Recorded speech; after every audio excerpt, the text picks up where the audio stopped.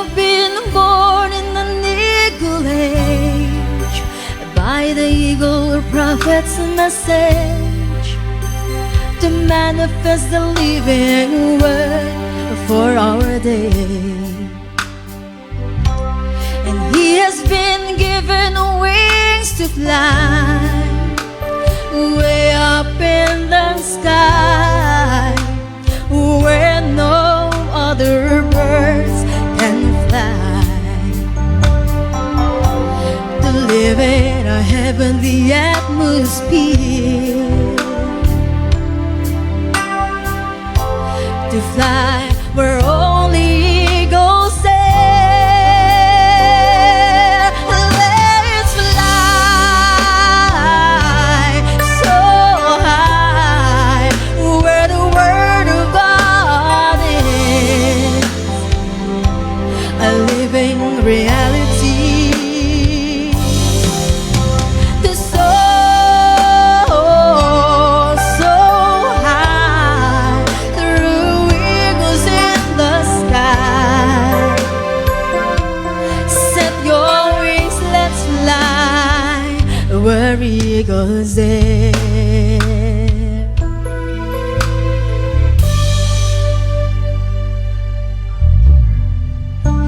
And we have been gathered by the shout, a message that called us out from this world of fear and doubt.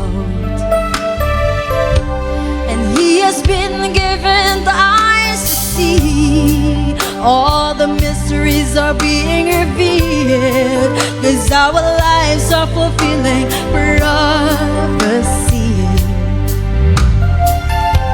To see your position in God's word, oh, your position to God, to fly where only eagles go. Let's fly so high, where the word of God is a living reality. And to soar so high through eagles in the sky. Set your wings, let's fly where eagles dare.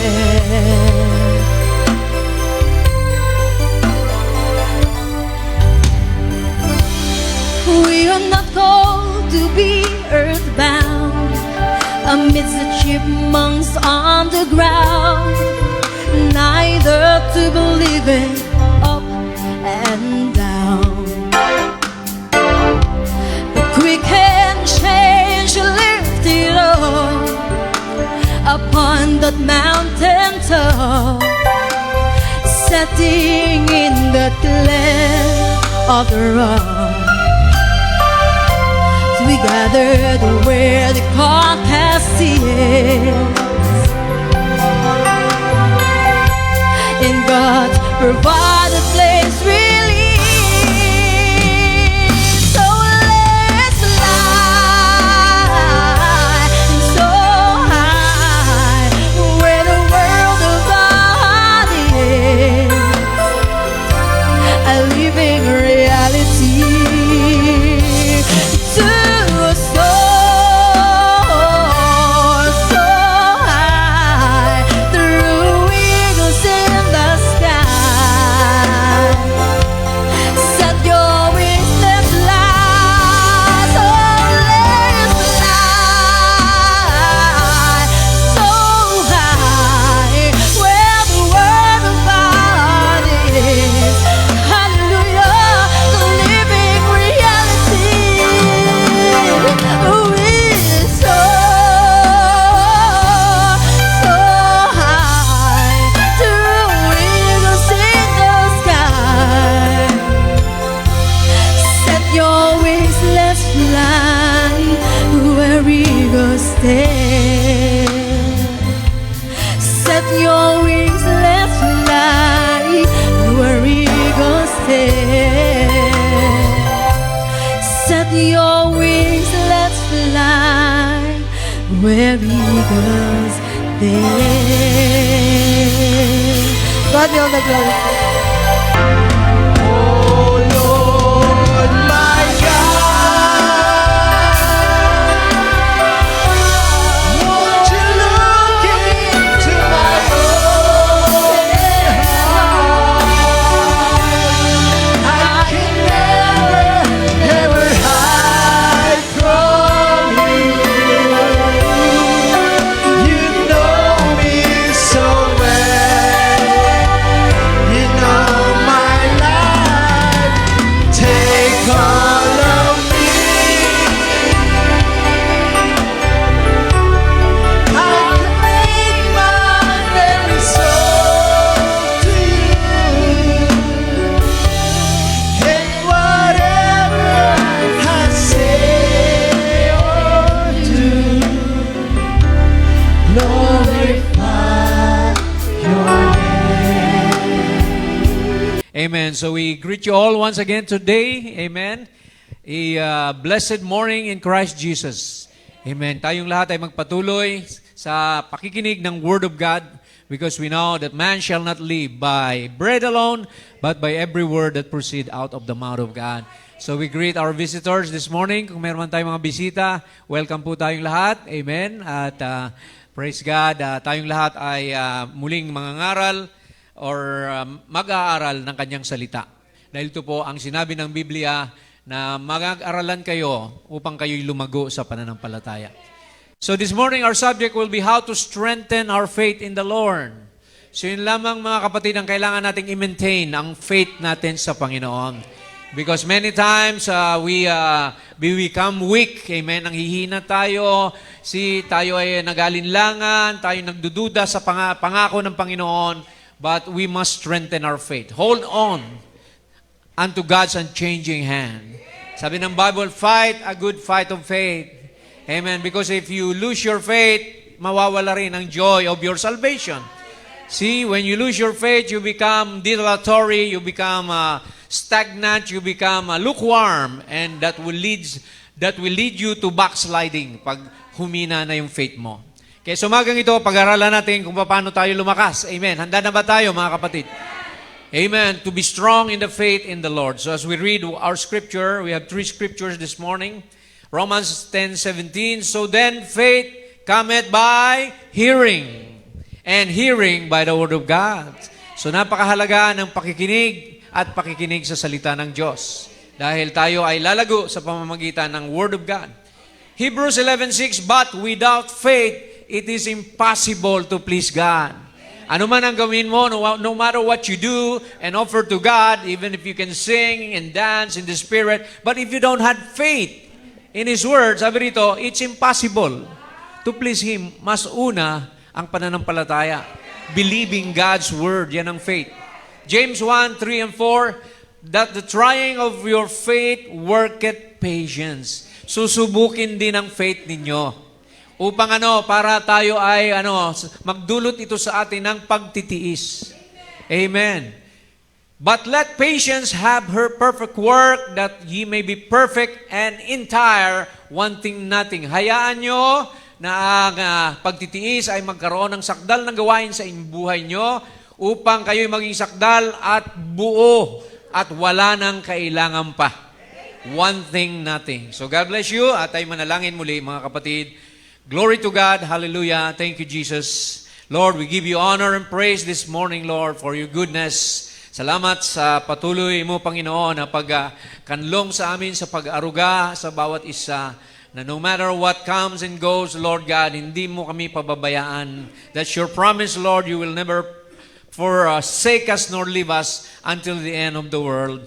So this morning, Lord, we just commit to you and surrender everything that we are going through, lahat sa aming buhay. Nakikita mo, Panginoon, wala kaming maitago. So kung meron man kami mga pagkukulang, Panginoon, patawarin mo kami, Lord. Forgive us of our iniquities, our sins, and mistakes, Lord Jesus. And Lord God, increase our faith, Father.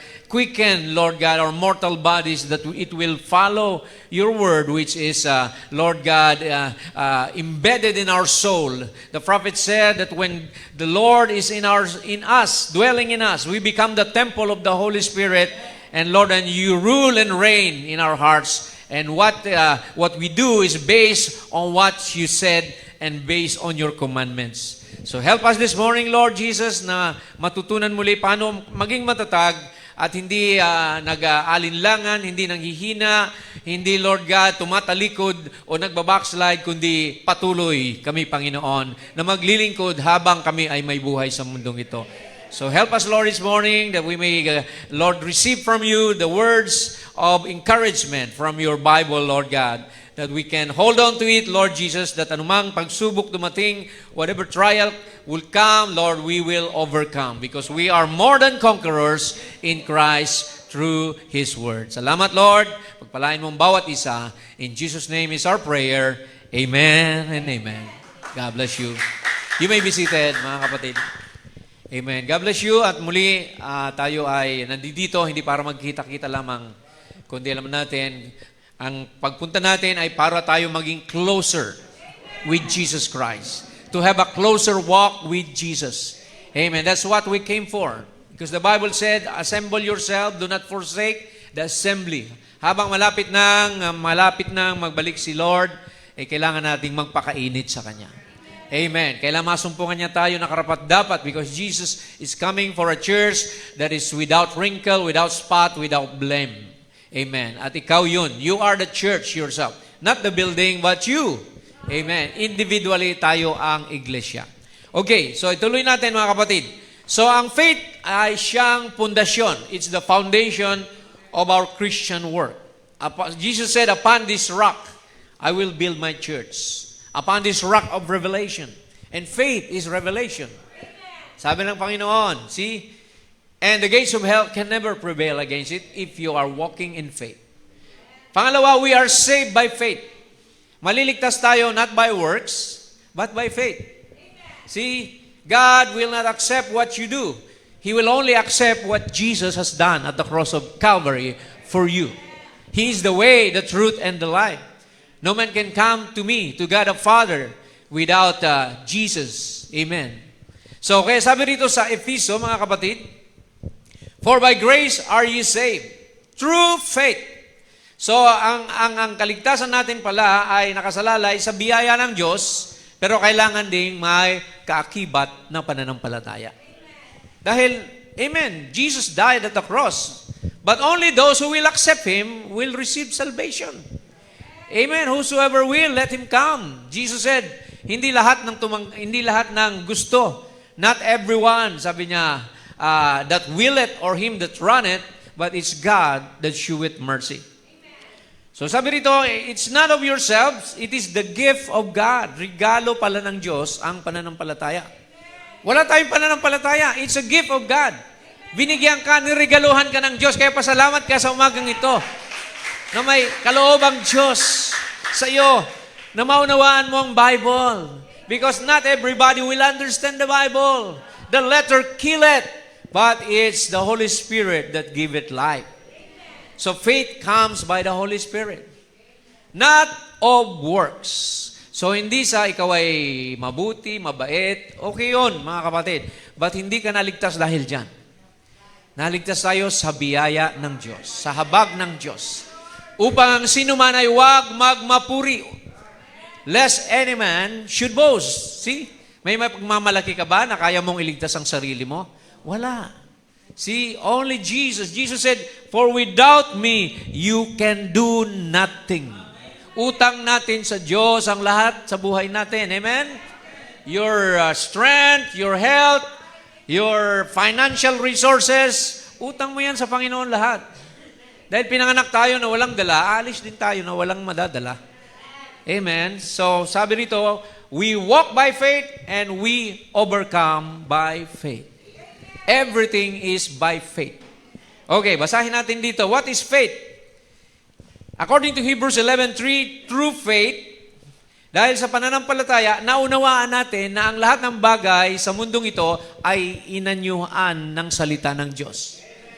Through faith, we understand that the worlds, plural, the planets, see, were framed by the Word of God.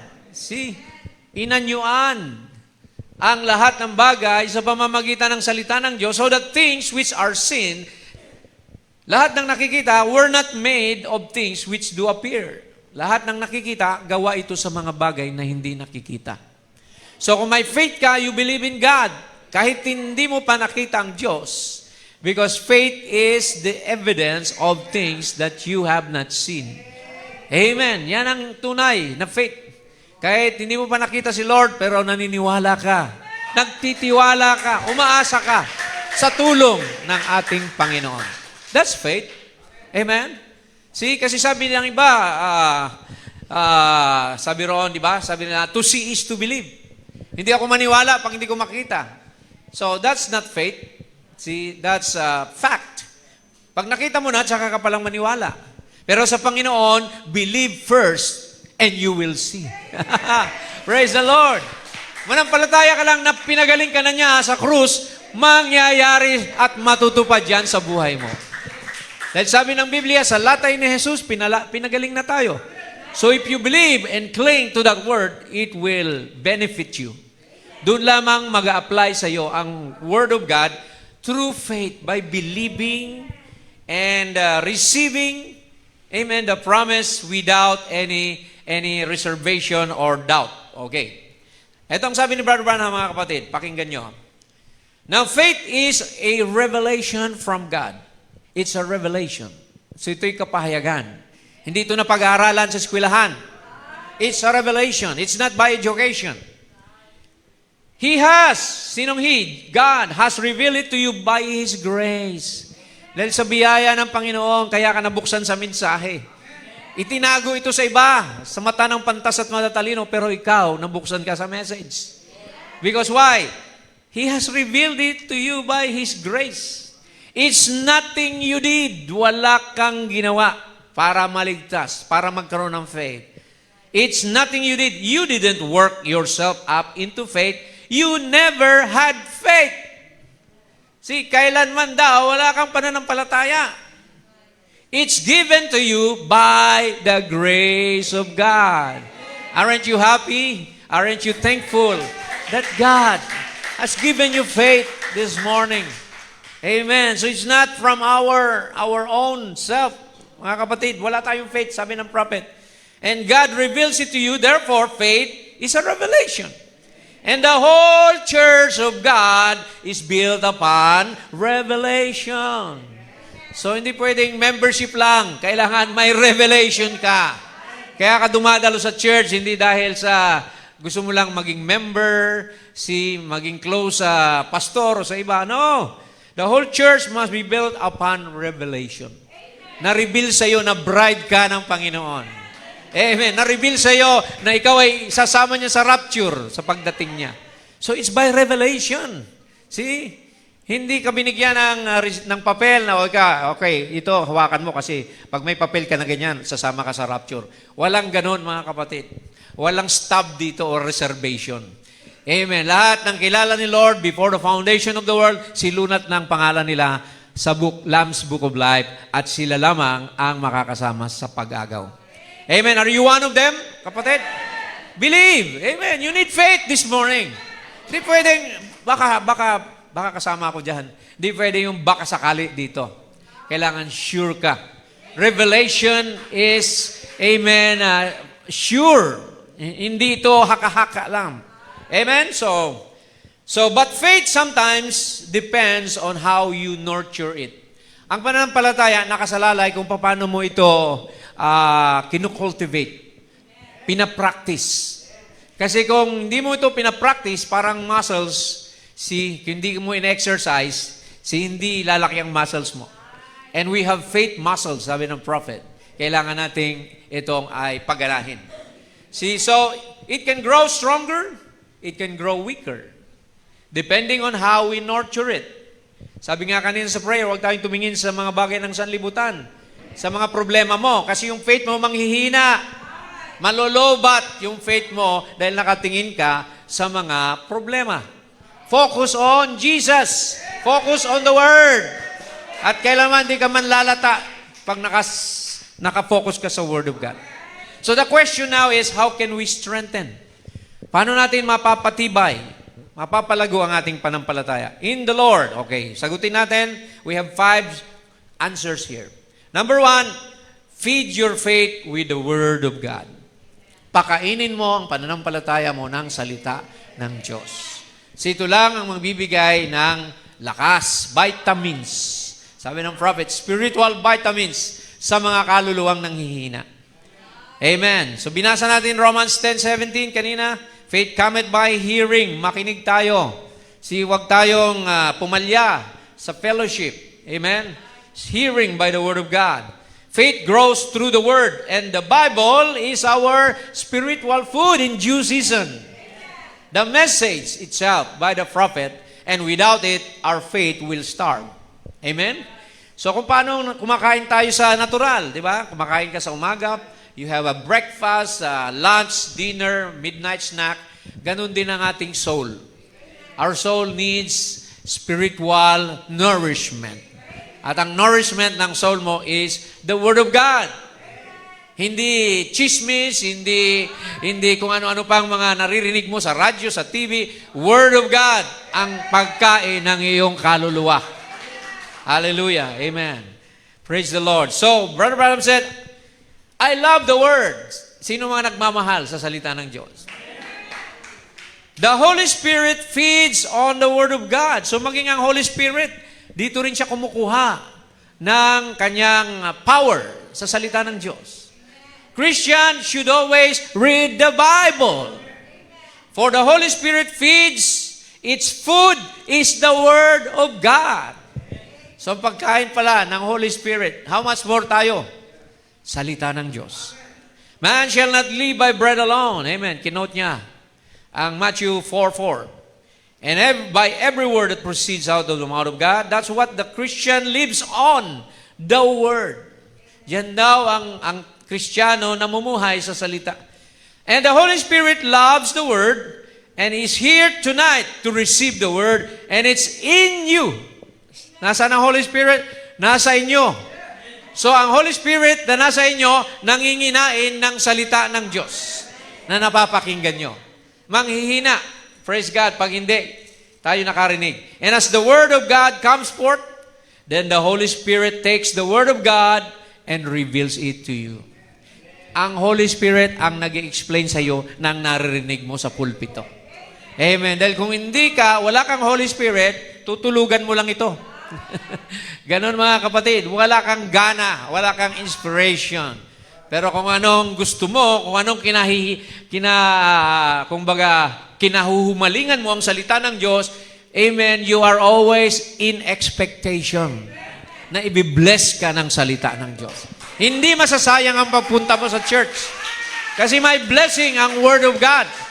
My Word will never return void. Sabi ni Lord, hindi babalik sa akin ang aking salita nang walang silbi o walang saysay. Mayroon itong kinauukulan. Amen. Mayroon itong patutunguhan. Amen. Mayroon itong kahihimlayan.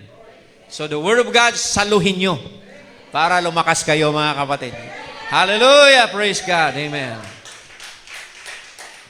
Tingnan nyo si Jesus. He never used any sword or power or hocus-pocus to defeat the devil. Nung lumapit ang diablo sa kanya, sabi ng diablo, gutom ka na, you're hungry, you had 40 days fasting, here are some stones, turn these stones into bread. Anong sabi ni Jesus? It is written. Nasusulat. Lagi niyang inilagay, itinuro sa Biblia ang kanyang ang power para ma-defeat ang diablo. It is written, man shall not live by bread alone. Sabi ng diablo, oh, kita mo ang buong mundo nito. See all these nations and kingdoms, these are mine. Just kneel down before me and I will give it to you. See? So, anong sabi ng Panginoon? Isa lang, Diyos lang ang sasambahin mo. Thou shalt only serve the Lord thy God, and Him alone thou shalt serve. See?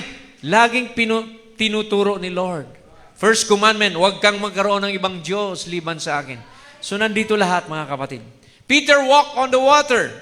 by heeding Jesus' call. Remember Peter, he could walk on the water because Jesus said, "Come." Nung sinabi ni Lord, "Come," hindi na niya inisip yung dagat, yung alon, yung hangin. Lumakad lang siya because he was under the inspiration of the Word of God. Come! Di ba? So, pero nung mag-umpisa na siyang mag-isip, mga kapatid, iniisip na niya, pinagbulay-bulay niya, anong nangyari? Tumigas ba yung tubig? O gumaan ba ako? You don't have to explain the power of God. Just believe.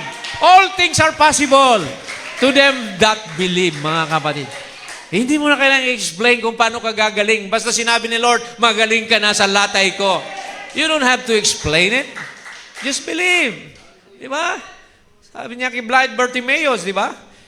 Doon sa woman na may anak na sabi roon na hindi ako pumunta rito para sa mga aso. I was not sent to dogs, but to the sheep of Israel. Pero sabi niya, Lord, totoo. Naging assertive siya. Kinulit niya ang Panginoon. Sabi niya, totoo, na ang mga aso kumakain din sa mumo na nauulog sa mesa ng kanyang Panginoon. Sabi niya, what a great faith you have. Tinanggihan na kita, pero naniwala ka pa rin na kahit yung nahuhulog lang, kahit mga tingi-tingi lang, sabi niya, magaling na ang anak mo. Dahil naniwala ka. You believe. Amen. So, walang imposible sa Panginoon. It's by faith, mga kapatid.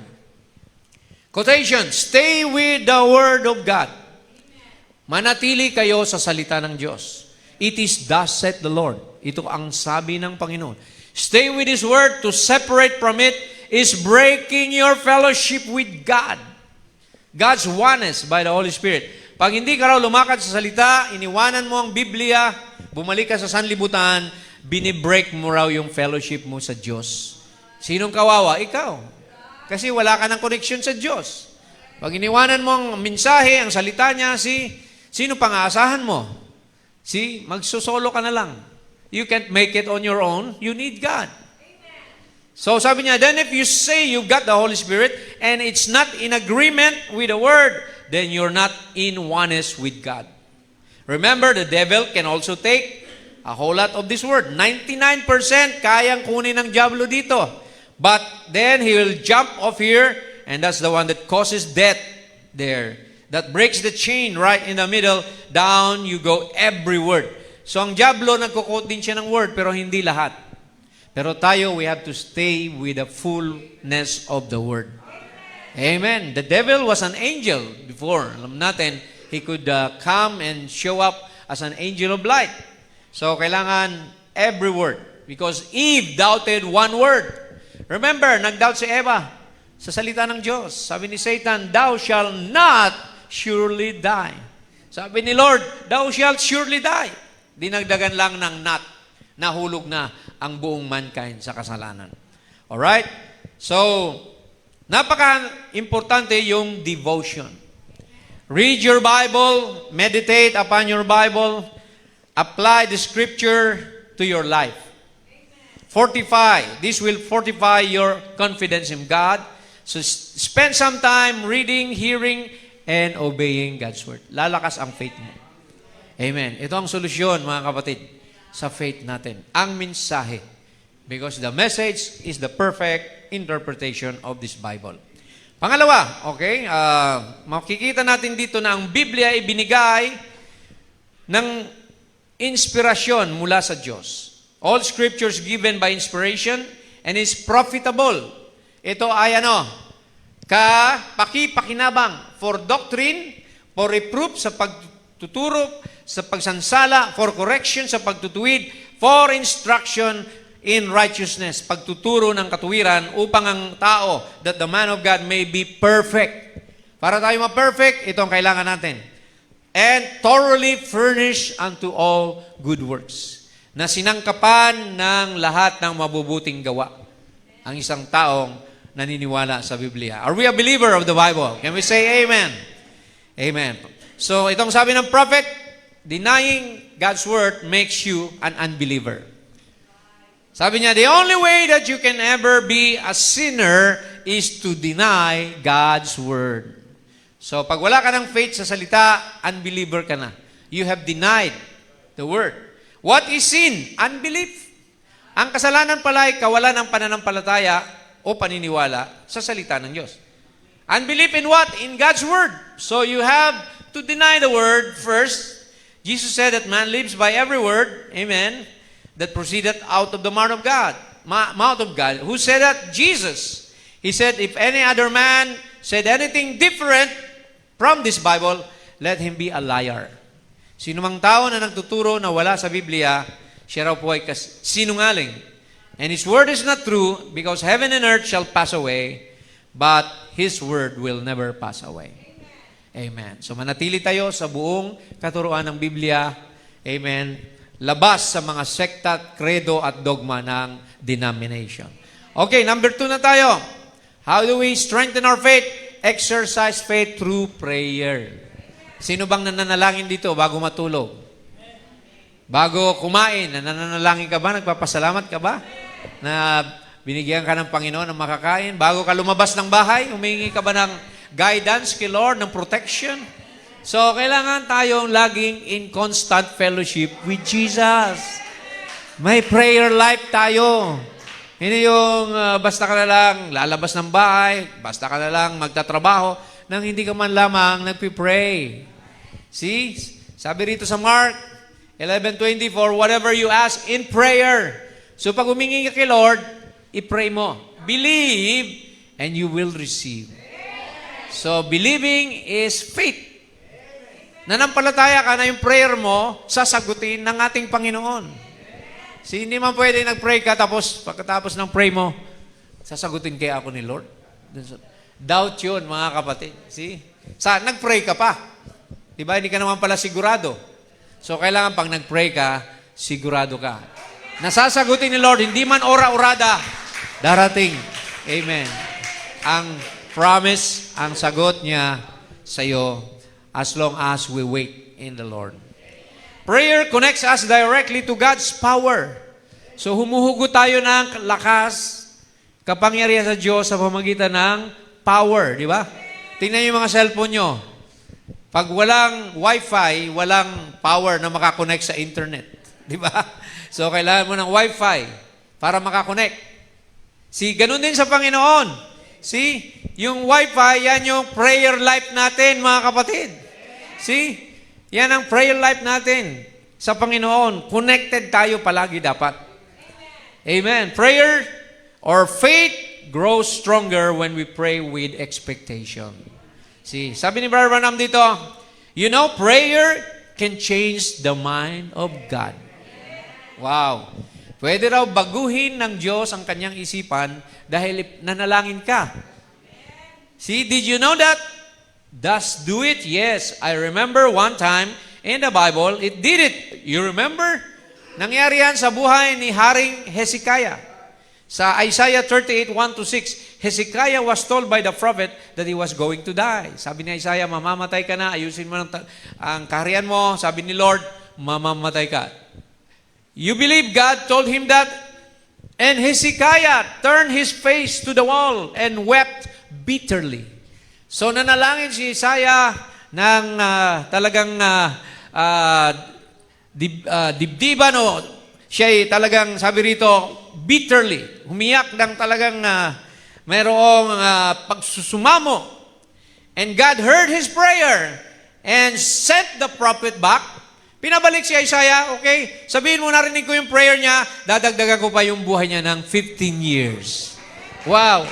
Hallelujah! Spared him for 15 years. Glory to God. So kahit pala mamamatay ka na, pag nag-pray ka, extend pa ni Lord yung buhay mo, pwede pala yon. See, kahit pala luging-lugi ka na sa negosyo, pero pag nag-pray ka kay Lord, amen, kaya niyang baguhin ang sitwasyon ng negosyo mo. Wala kang kliyente, wala kang customer, kayang baguhin ni Lord yan. Mag-pray ka lang sa Panginoon. Believe by faith. Kayang isupply ni Lord, will supply all your need according to my riches and glory.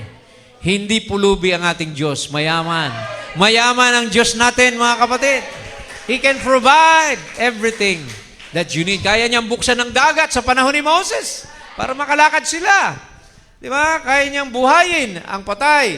Kaya niyang patigilan ang araw dahil sinabi ni Joshua, araw, tumigil ka muna dyan hanggang sa kami manalo dito sa digmaan na ito. See?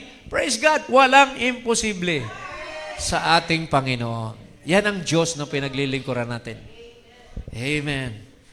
Praise the Lord. Prayer is the key. Pakinggan niyo, sabi ni prophet sa expectation. Prayer is the key. That's the answer. Ang panalangin daw yan ng susi. Prayer changes things. Prayer is the most powerful weapon that was ever put in the control of human beings. There's no atomic bomb, no hydrogen bomb as powerful as prayer. Prayer will change the mind of God. Praise the Lord. Amen. So, nakuha ko ba natin mga kapatid? So, ang panalangin, napakalaking tulong nito sa bawat isa. Kaya lagi nating ipanalangin sa Panginoon ang pangangailangan natin. Don't rely on yourself too much. Rely on God. Amen. Okay. Etong sabi ng prophet dito, faith has muscles. Pray not only in crisis but make prayer a lifestyle. Faith has got muscles and hair on the chest. When it speaks, everything else shuts up. Don't go in, Mr. Devil. You move out. Get out of here. I'm a son of God, commission of God. Leave them alone. That moves. You have no apology to the devil. Nothing to do with him.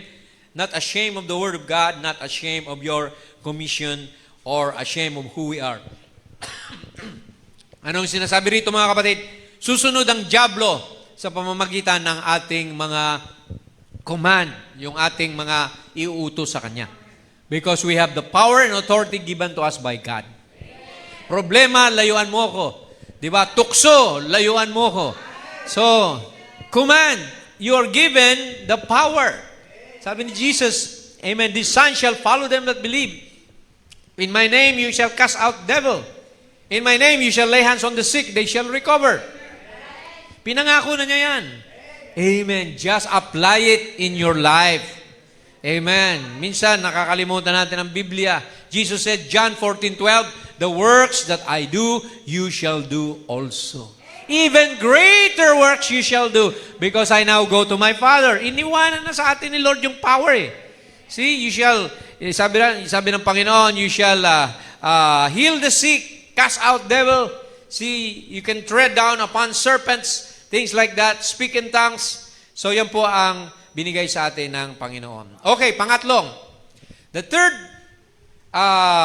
way or solution on how to strengthen our faith is by overcoming trials and tests.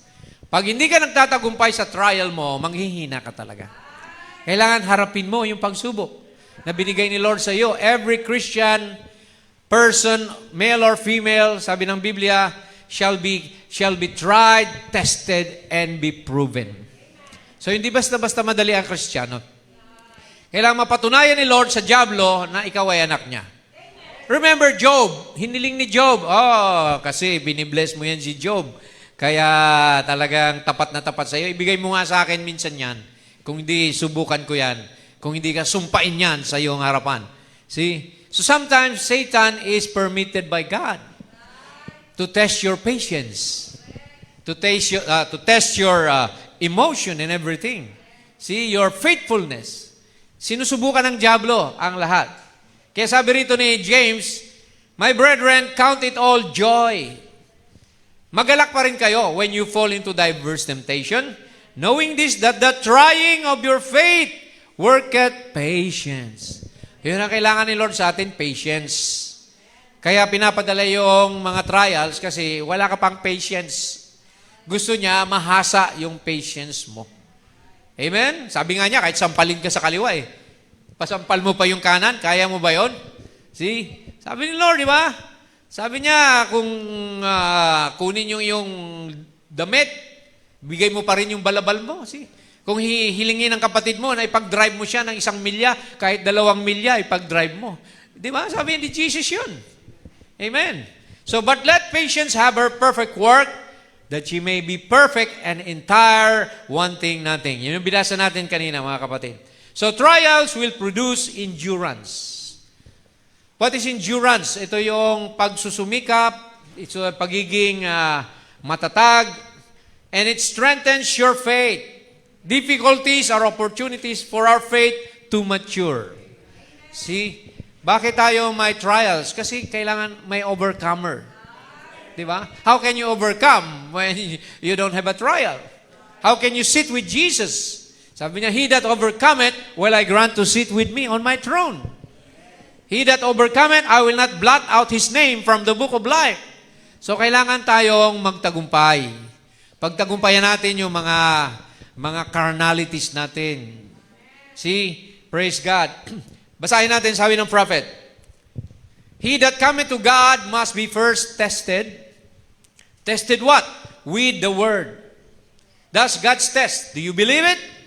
He that cometh to God must be tested. That only shows a true child be tested. And when the test comes on, you can't overcome unless there's a test given to you. See, mga eskwelahan nga, di ba? Mga estudyante, meron kayong test. Midterm exam, prelim exam, final exam. Sa Kristiyano rin, meron din tayong exam. Yun yung trials. Amen. Kailangan may pasa mo. Kung hindi, anong sasabihin ni Lord? Ano naman itong anak ko, drop out naman ito pagdating sa faith. Di ba? Kailangan ay patunayan mo. Ipakita mo kay Lord na kaya mo. Amen. Ano mang dumating sa buhay ko, Lord, kakayanin ko dahil kasama kita. Amen. Di mo ko iwanan. Yun ang gusto ni Lord. Isipin mo na lagi mo siyang kasama. Praise the Lord. Sabi niya rito, and when the test is given, it's to see whether you can overcome or not. And Jesus said to him that overcometh, that's the test. The test, listen, is the greatest thing that ever happened to you. Pinakamagandang bagay pala yun na may test ka sa buhay mo. Kasi pag nalagpasan mo, napagtagumpayan mo, di ba ang sarap sa feeling? Lord, salamat na lampasan ko yung isa kong problema. Nabayaran ko yung bill ko sa kuryente nung nakaraang buwan. You provided, amen, yung aming renta, yung aming pang-tuition sa aming mga anak. See? Praise God. See? Jesus said, hallelujah. Or rather, Peter said that our trials are worth more to us than precious gold.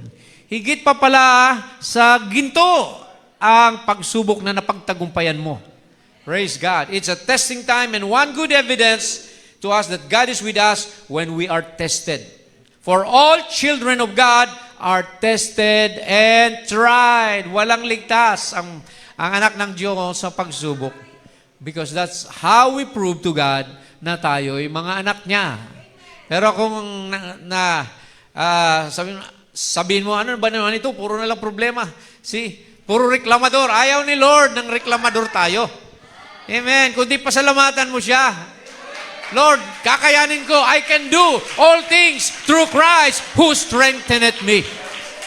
Kaya natin lahat pag nandyan si Lord. Pag wala si Lord, hindi mo talaga kaya. Kahit anong gawin mo, maglupasay ka na dyan, walang mangyayari. Pero si Lord lang ang solusyon. He is the answer to every prayer. Amen. Glory to God. Amen. Pagkakatiwalaan ng ating Diyos. Every believer has been tried, tested, and proven. Marami na ang mga karakter sa Bible. Di ko na bubuksan yung mga scripture. But tingnan nyo si Abraham. He was tested for 25 years. Bago dumating yung promised son, he was promised a son. But he waited not weeks, not years, not months, but 25 years. At hindi lang yun, nung dumating yung bata, tinest uli siya. Sabi niya, Abraham, mahal mo ba talaga ako? Do you love me? Really? Okay, offer your son doon sa bundok. Kung talagang yung pag-ibig mo ay sa akin pa rin, hindi lang sa anak mo. So, hinandog niya si Isaac. And then, nung sasaksakin na niya ng punyal, sabi ng anghel, stop it, Abraham. God knows now that you love Him. More than your children, your child, your family. Ganon din tayo, mga kapatid. Sinusubok din tayo ni Lord. Mas mahalaga ba ako kaysa sa trabaho mo? O, nasaan ka? Linggo ngayon. Nandiyan ka sa trabaho mo. Sa akin ang linggo eh. Di ba? Sinusubok ka rin. Ay, sabi, Napapahiya ako sa anak kong ito, di ba? Dahil linggo pinagtatrabaho, di ba? Sabi ng Biblia, Sunday is a day of resurrection of Jesus. Isang tabi natin. Kumbaga sa Sabat, ito ang ating Sabat. Yung Sunday. Kaya kailangan ipakita mo kay Lord, amen, na mapagkakatiwalaan ka niya. Hindi yung you just claim you're a Christian, you're a message believer, pero hindi mo naman nagagawa yung kautusan ni Jesus. Jesus said, if you love me, obey my commandments. The 3 Hebrew children were cast into the fiery furnace, but they believed that God will still deliver them. Sabi nila, kahit hindi man kami tulungan ng aming Diyos, pero hindi pa rin kami sasamba diyan sa ribulto na ginawa mo, King Nebuchadnezzar. Ganon ang paninindigan nila. Pero alam nila, natutulungan sila ng Diyos. Lingon ng lingon daw si Meshach, si Shadrach, Abednego. Nasaan na kaya si Lord? Hanggang sa ihulog na sila, nandun na pala si Lord, nauna pa. Pinapaypayan na yung apoy na huwag silang masunog. Hallelujah. Grabe, sa problema pala natin, nandun na si Lord, naghihintay na para bigyan ka ng solusyon. Bigyan ka ng proteksyon. Amen. Advance pa lang ating Panginoon sa lahat ng bagay. Kaya don't worry. Diba? See, just rely and trust the Lord that all things will work together for the good of them that love Him. Romans 8:28. Now Job or Daniel was thrown in the lion's den. Job was allowed to be tested. See, physically, karamdaman, iniwanan ng asawa, namatay yung mga anak, pati mga ari-arian, lahat na wala. Kaya ba natin yon, mga kapatid? Wala pang dumaan, kagaya kay Job, mga kapatid. Pero sabi ni Job, anong sabi niya? The Lord give it, the Lord take it away. Blessed be the name of the Lord. Siya ang nagbigay, siya rin may karapatang kumuha. Purihin pa rin ang pangalan ng ating Panginoon. Dapat ganun tayo, mga kapatid. See, don't hold on to the things of this earth. May mawala man, papalitan ni Lord yan. See, kaya huwag kayong mag-alala. Job, sino pa? Marami pa sa Biblia, mga kapatid. But faith shines brightest in times of testing. Diyan nakikita yung totoong faith sa pagdating ng pagsubok. Pag walang pagsubok, easy-easy ka lang. Relax, relax. Pag dumating na yung trial, doon makikita yung quality ng pananampalataya mo. Di ba? Hindi yung pagdating ng trial, ayoko na. So, ano ka? Make believer ka lang. Di ba? See? So, application of faith in this life or imbis na tanungin mo si Lord, bakit ako pa Lord? Tanungin mo si Lord, what are you teaching me through this circumstance? Alam ko Lord, lahat ng bagay nagkakalakip-lakip na gumagawa sa ikabubuti. So itong trial na to, alam ko Lord, mayroong something na gusto kang ipakita dito sa atin. Meron kang something na gusto mong gawin sa akin. So, ganun dapat ang tanong. Amen. So, meron 5 gamit ang problema. Unang-una, the first use of trial is to direct you. Naalala niyo si Jonah. Jonah was outside of the will of God. Imbes na pumunta sa Nineveh, pumunta sa Tarshish. Diba? So, anong ginawa ni Lord? Binigyan siya ng trial. He set the waves and the storm so that Jonah was tied up and was thrown into the sea. And then, nilamon pa siya ng balyena para lang makabalik siya sa perfect will of God. So, some problems are given of God to direct you doon sa pamamaraan ng Diyos. Dahil nahihiwalay ka na, nawawala ka na. Diba? Minsan, nawalan ka ng cellphone. Bakit kaya nawalan ako ng cellphone? Baka dahil napapabayaan ko na yung sa Panginoon. Diba? Minsan, aksidente ka. Bakit kaya ako na-aksidente? May pinapakita si Lord na yung time ko kailangan. Bumalik ako sa Kanya. Maging tapat ako sa Kanya. So, things like that. Namatayan ka, nasunugan ka. May mga ibig sabihin yan. Hindi ba lang nangyayari yan, merong pinapakita si Lord sa atin na kailangan nating baguhin sa ating buhay. Pangalawa, God uses problem to inspect you. Just like Abraham kanina, He inspected Abraham's loyalty. Ini-inspect din tayo na pagdating ng trial, amen, mahal mo pa rin ba ang Panginoon? Do you still love the Lord? Amen, in spite of problems? God uses problem number 3 to correct you. Just like David. You know, anong nangyayari kay David? Because si David committed adultery, amen, God allowed his son Absalom to fight against his father, di ba? Yung kaharian ni David nagkagulo, nagkasira-sira dahil tinutuwid niya si David sa kanyang mali. So kung tayo man may mga trials, pinalo ka ni Lord kasi gusto niyang ituwid ka sa iyong pagkakamali. So, ang tunay na anak, hindi yan pwedeng itakwil. Di ba? Ikaw ba yung anak mo, itatakwil mo pag nagkamali? No. Anak mo pa rin yan. Dugo mo yan eh. So, tayo rin ang mga anak ng Diyos, pag nagkamali tayo, hindi tayo tatapon sa impyerno. Itutuwid ka, papaluin ka. God will chastise you. You will reap what you sow. Kumbaga. Pero ligtas ka pa rin. See, you never lose your salvation. Just like David said, restore to me the joy of my salvation.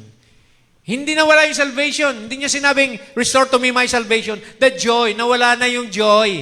Sino bang nawala na ng joy dito sa paglilingkod sa Panginoon? There's something wrong, siguro. So, kailangan restore yung joy, nandiyan pa rin. Nakangiti ka pagpasok mo sa church. Amen. Masaya kang umaawit. Hindi papasok ka sa church, nalulugo-lugo, nanlulumo, nakasimangot pa. Di ba? Imbis na ba-bless yung iba, nadadala pa ng problema mo. Di ba? Nagiging katitisuran ka pa sa church. So, kailangan tayo ay maging halimbawa. Example to one another. Strong in the faith. Amen. Tested and tried and proven. Okay. Pangapat, God uses problems to protect you. Look at Joseph. Kilala niyo si Joseph, the dreamer. He was thrown into prison. See? He was sold to Egypt. Pero ginawa pala ni Lord yun para i-protect yung kanyang family. To protect them from famine. Because if Joseph was not the governor of Egypt, all his brothers could have no place to buy the wheat, the barley, things like that. So kaya sabi ni Joseph, you have meant evil. You have meant this evil for me, but God made it good. Ang Diyos ginawang mabuti yung ginawa niyo sa akin na masama. Hallelujah! So, kaya mga kapatid, may mga bagay sa ating buhay na minsan nakala natin, bakit ako pinabayaan ni Lord? Meron palang purpose yan. To protect you from something that will cause you, alam natin, tinanggal ka ni Lord sa isang trabaho. Halimbawa, Lord, ba't mo naman ako inalisan ng trabaho? Baka dun sa trabaho, nanganganib yung buhay mo. Baka dun sa trabahong yon ay maaaring ikaw ay mapasama. Kaya inalis ka rin ni Lord at dito ka nilagay sa isang trabaho na bago, pero mas mapapahusay naman yung buhay mo, yung health mo. Kaya don't question God, sabi ng prophet. Huwag mong tanungin ng Diyos kung bakit. Magpatianod lang tayo sa plano ng Panginoon. Panglima, God uses problems to perfect you. Sinong sample natin dito? Si Paul. Paul was given a thorn in the flesh. Naalala nyo? Nung masilaw siya doon sa fire, on the way to Damascus, he saw the pillar of fire. Sabi ng pillar of fire, Saul, Saul, why thou persecutest me? Sabi niya, Lord, alam niya, pillar of fire, si Lord yun, yung nakasalubong ni Moses. Lord, who are you? Sabi ng pillar of fire, I am Jesus. See? So Jesus is not just a man. He's a pillar of fire. He's a pillar of cloud. So, wag natin isipin na si Jesus, tao lang yan. See? Bumalik nga siya sa pillar of fire eh. See?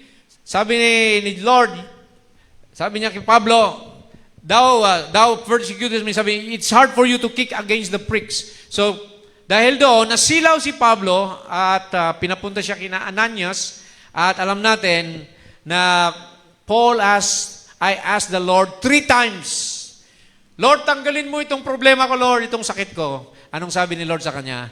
My grace is sufficient for you, Paul. For in your weakness, I am made strong. So, sometimes yung mga problems natin, piniperfect niyan tayo, mga kapatid. Binigyan tayo ng mga thorn in the flesh para wag tayo magmalaki sa Diyos. Diba? Binigyan ng thorn in the flesh si Paul, bagi si Moses, naging utal-utal siya. Sabi nga niya, Lord, di ko kaya. Hindi na ako makapagsalita. Sabi ni Lord, si Aaron, gawin mong prophet. Ikaw maging Diyos sa kanya. See? Kaya makita natin, itong 5 ito, mga kapatid, amen, every trial has a purpose in our life. So don't question God. Ito yung sabi ng prophet dito sa next. God brings tensions into the church. For every son that cometh to God must be tried, proven, tested. He lets sickness strike you. Pinahintulutan din pala tayo ng Panginoon minsan. Natamaan ng karamdaman. He lets diseases come to you to test you and to prove you. To show that the world that you're truly the seed of Abraham. He permits it by His own will. He permits disasters. Ayan. Pinapahintulutan din ng disaster. Mga bagyo, baha. He permits the friends to turn against you. Pati mga dati mong kaibigan, pinayagan ni Lord na talikuran ka at lumayo sa'yo. He permits all these things and turns the devil loose to tempt you, and he will do it all but take your life. Kayang gawin ni Diablo lahat na pagsubok, ibigay sa iyo, pero hindi niya kayang kunin ang buhay mo. Hindi ka ba nagpapasalamat? Na si Lord pa rin ang final say so? Satanas, hindi mo ako kayang saktan kung wala kang permiso sa Panginoon. Si Lord pa rin ang magdi-decide. He could throw you in a bed of affliction. He could turn your neighbors against you. He could turn the church against you. He can do most anything. And it's God's will for Him to do it. But we are taught that it is more precious than gold. Bahagi yan ng pag-grow natin, ang trials, amen, and temptation. Ito, ang sabi ng prophet, sa mensaheng Hebrews chapter 4, you mustn't question anything to God. Ano daw po? Huwag kayong magtanong ng kahit anumang bagay sa Diyos. For the footsteps of the righteous is ordered of the Lord. Yung lakad ng mga matuwid, ang Diyos ang may gabay nito. And every trial is put upon you to prove you. And the Bible said that they're more precious to you than gold. So if God let a few light afflictions happen to you, remember, is for the correction of you. Minsan kailangan tayong padalhan ng mga problema para tayo tuwid sa ating mali. See? And these afflictions are done or brought about to see what attitude you will take. See, it's God on this proving ground, and that's all the earth is a proving ground and where He's trying to prove you. So, yan lang pala mga kapatid. Kailangan tayo maging matured. Huwag ng baby Christians. Gusto ng Diyos na tayo ay mag-level up, mga kapatid. Amen. Hallelujah. Okay? Hebrews, pang-apat na tayo. Pang-apat na solusyon para lumago tayo sa panampalataya. Sabi rito ay, surround yourself with faith builders. Amen. Anong sabi? Paikutan mo ang sarili mo ng mga mananampalataya rin kay Kristo. Huwag mga manginginom. Huwag mga sugarol ang nasa paligid mo. Huwag mga chismoso at chismosa. Mga believers ang kailangan ang nakapaligid sa iyo. Amen. Surround yourself with true Christians, real believers. Kaya sabi rito, let us consider one another to provoke unto love, nagmamahalan, and to good works, mabuting gawa ang pinopromote. Not forsaking the assembling of ourselves together. Huwag ipagpaliban ang pagtitipon natin ng sama-sama. Ayan. Kaya lagi kayong pumunta sa church. Lagi kayong dumalo sa gawain. Not forsaking the assembling of ourselves. As the manner of some, gaya ng iba. But exhorting one another. Paalalahanan ng bawat isa. So much the more that as you see the day approaching.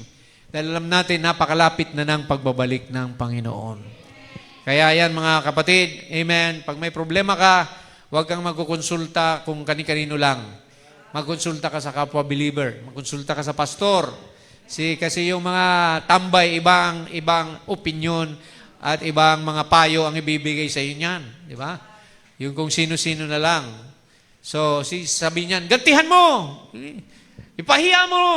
Di ba? Ganyan ang mga tao sa mundo. An eye for an eye, a tooth for a tooth. Pero sa mga Kristiyano, ipagpasa Diyos na lang natin yan. Pray mo na lang. Si Lord nang bahala. Si Lord ang gagawa sa buhay natin. Vengeance is mine, said the Lord. But just love your enemy and forgive them. So yan dapat tayo mga kapatid. Amen. So do not forsake the assembling and encourage one another. Fellowship with strong believers helps strengthen our own faith. Hear the testimony of others to build trust in God. Di ba minsan sa testimony ng mga kapatid, lumalakas yung faith natin, ganun pala. Kaya pala pinagpala siya ni Lord kasi naniwala siya, ganito, ganyan. Gagawin ko nga rin yan. Di ba? Kaya pala binibless siya ni Lord kasi nagtatight siya, nag-iikapu siya. Kasi sabi ng Biblia, Malakay 3:10, di ba? Ninakawan baga ninyo ang Diyos? Oo, ninakawan niyo ako, sabi ng Panginoon. Sa mga ikapu at mga handog, dalhin niyo lahat ng ikapu niyo sa bahay ng Diyos kung hindi ko bubuksan ang durungawan ng langit at ibubusa yung pagpapala na wala ng silid kalalagyan. Yan mga kapatid, ang proven promises of God. So, may illustration tayo rito na yung isang uling, mga kapatid, na nasa, alam natin yung mga panggatong, maraming uling yan, na nagbabaga. Pag hiniwalay mo yung isang uling sa nagbabagang apoy, yung uling na yon unti-unting, mawawalan ng apoy, di ba? Ganon din ang Kristiyano. Pag humiwalay ka sa gawain, pag nag-isolate ka, lumakad ka na lang sa sarili mo, balang araw, manghihina ka, manlulupaypay ka, manlalamig ka. Kaya ang payo dito mga kapatid, stay connected to a community of believers who encourage your faith. Amen. Amen po ba mga kapatid? Praise the Lord. Kaya magpatuloy tayo sa fellowship. Amen. Praise God. Ito ang sabi ng prophet. Malapit na tayo magtapos. Love one another. The Bible exhorts us so much more that we see the day approaching to love one another. Magmahalan kayo with Christian love and divine love to assemble ourselves together na may pagtitipon sa ating kalagitnaan in heavenly places in Christ Jesus and love one another. This will all men know that you're my disciples if you have love for one another. Malalaman ng mundo daw na kayo'y totoong mga tagasunod ni Kristo kung may pag-ibig kayo sa isa't isa. Number 1 yan, love. Not hatred, love, mga kapatid. So stay right together. If the brother, you think he's a little wrong, or the sister is a little wrong, say, Lord, don't let me ever have the root of bitterness spring up, because it will affect him, it will take the Christ out of me, out of my life. So pag meron daw mga nakita tayong mga kapatid na napapamali, gumagawa ng something na hindi, sabi rito, wag dapat tayo magkaroon ng bitterness o sama ng loob. Sabi rito, dahil yung poison acid of malice, jealousy, and hatred, that will just take the Holy Spirit away from you. Aalisin niya ng banal na spirito sa buhay nyo kung ikaw ay may daladalang galit, puot, inggit, sabi rito, at malisya. Talk nice about one another. Magsalita kayo ng mabubuting bagay tungkol sa kapatid. Hindi yung kainaan, si brother, yan, talagang maasan ito, magaling itong magluto, talagang laging nandyan sa church. Pag nilapitan mo, magagandang advice ng brother na to. See? So, yung mabubuting bagay, huwag mo nang tignan yung mga kahinaan niya. Diba? Yung mabubuting bagay. Focus on the positive. Dahil lahat tayo mayroon tayong mga weaknesses, di ba? Sinong walang weakness dito? Sino bang perfect na dito? Wala. Lahat tayo mayroong mga tinatawag nating limitations as a human being. Amen.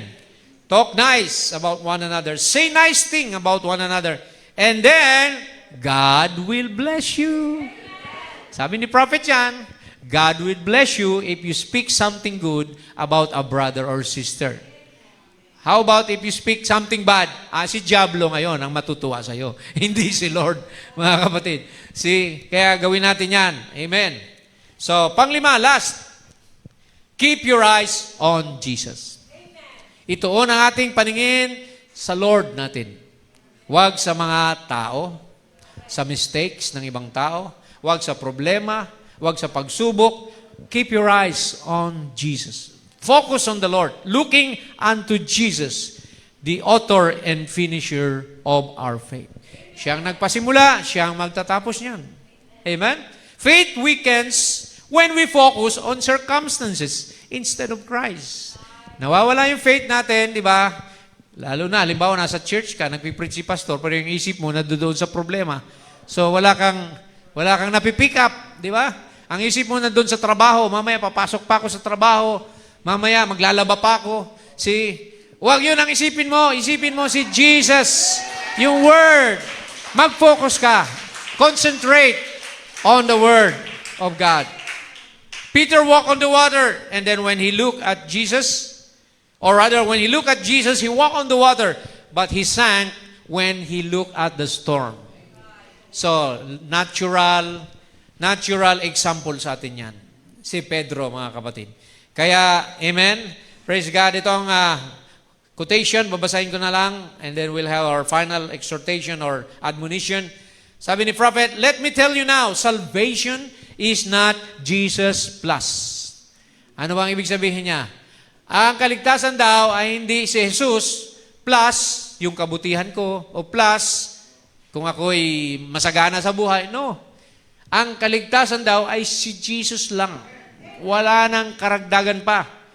It is Jesus alone. Salvation is of the Lord. From start to finish, it is all God. Siya nang pasimula, siya magtatapos. Yung ginagawa natin, amen, maganda yan na tayo may faith sa Panginoon, pero wala tayong ginawa para tayo maligtas. Siya ang gumawa ng lahat. So, let His life be in me.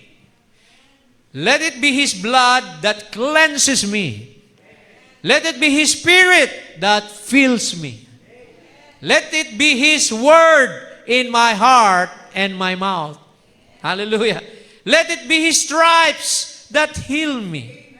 Let it be Jesus and Jesus alone. Not by works of righteousness, which I have done, no sir, but Christ is my life. Siya ang buhay natin. Amen. Siya ang lahat-lahat sa atin. Siya ang katotohanan, siya ang buhay, siya ang daan. Amen. Sa Kanya lang tayo kakapit, mga kapatid. Sa Kanya lang tayo magtatagumpay. In Jesus Christ alone. So Jesus is the foundation, the sustainer, and perfecter of our faith. Ang Panginoon lang ang siyang magdidilig ng Kanyang salita through the Holy Spirit. Siya ang magbibigay sa iyo ng lakas, ng paninindigan. Siya ang magsusupply ng lahat ng pangailangan mo. Proverbs 3:5-7, anong sabi rito? Trust in the Lord with all thine heart and lean not unto thy own understanding. Madalas nating binabasa to. Proverbs 3:5-7. I-take note na lang yan. Madaling i-memorize yan. 3:5-7. Proverbs.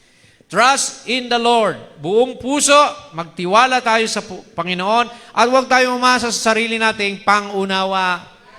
Di ba yung mga pangunawa natin? Minsan, may mga opinion tayo, pero let the Word of God decide for us. In all thy ways, sa lahat ng pamamaraan, acknowledge Him. Pasalamatan niyo siya. Kilalanin niyo siya. Itanghal niyo siya. And He shall direct thy paths. Siya ang gagabay sa lakad niyo. Be not wise in thine own wise. Huwag kang mag-aastang ikaw ay matalino o tuso. But fear the Lord and depart from evil. Layuan din naman natin ang mga bagay na masama. Kasi hindi i-increase yung faith mo kung nandun ka sa isang bagay na masama. Paano i-increase yung faith mo kung nandun ka sa inuman, sa nightclub? Di ba? So, paano i-increase yung faith mo kung nandun ka sa mga bagay na makasanlibutan? See? So, daily fix your heart and mind on Jesus through what? Worship, gratitude, and trust. Di ba sabi ni Paul, di ba? Make your request known to God. Amen. Worry about nothing. Di ba sabi niya? But let your request be made known unto God with prayer and supplication. Amen. With thanksgiving. And the Lord, the peace of God shall, sabi ron, pass all understanding, and He will guard your hearts and minds in Christ Jesus. So yan mga kapatid ang pinakabuod ng ating pag-aaral sa umagang ito. So remember, unang-una, feed on the Word of God. Pangalawa, exercise your faith by prayer. Pangatlo, embrace trials as a training ground for us. Pangapat, fellowship with fellow believers. And panglima, keep your eyes on Jesus, not on the things below on this earth. So strong faith, what? Leads to victory. It leads to peace and steadfastness in the Lord. Praise the Lord. Palakpakan natin ang Panginoon. I hope nag-increase yung ating faith, mga kapatid. You know now how to do it. Amen. Finally, sabi rito, 1 John 5:4, for whatsoever is born of God, ang sino mang pinanganak ng Diyos, ay magtatagumpay sa sanlibutan ito. Overcometh the world, and this is the victory. What is the victory that overcometh in the world? Even our faith. Yung faith natin, yun ang magbibigay victory sa ating paglilingkod sa Panginoon. God bless you. Tumayo tayo mga kapatid. Hallelujah. I care not today what tomorrow may bring, if shadow or sunshine or rain. The Lord, I know, ruleth over everything, and all of my worry is vain. I'm living by faith in Jesus above, trusting, confiding in His great love. From all I'm safe in His sheltering arm. Are you living by faith? I'm living by faith, and I feel no alarm. Hallelujah. Praise the Lord. Though tempests may blow and the storm clouds may rise, obscuring the brightness of light, I'm never alarmed over the overcast skies. The Master looks on us the strive. I'm living by faith in Jesus above, trusting, I'm trusting, confiding in His great love. From all hearts saved in His sheltering arms, I'm living by faith. I feel no alarm.